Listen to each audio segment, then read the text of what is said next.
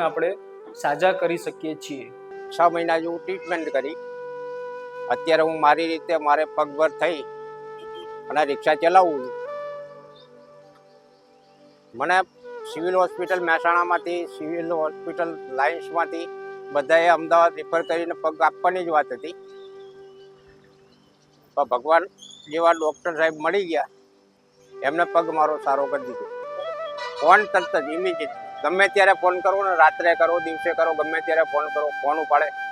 હવે જ્યારે રસી થઈ ગઈ છે, હાડકું બહાર દેખાય છે, એવા સંજોગોમાં અંદરથી કોઈ પ્લેટ કે સળિયો મૂકીને ઓપરેશન કરી ન શકાય.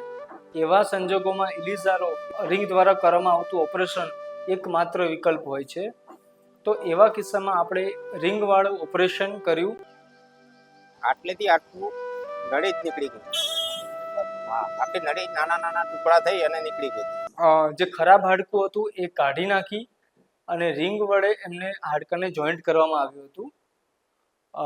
લગભગ 8 થી 9 મહિના એમની રિંગ રાખી હતી અને રિંગ કાઢ્યા પછી સંપૂર્ણ રીતે ચાલી શકે છે. આજે પણ તેઓ ખુશી ખુશી રિક્ષા ચલાવે છે અને તેઓ ખૂબ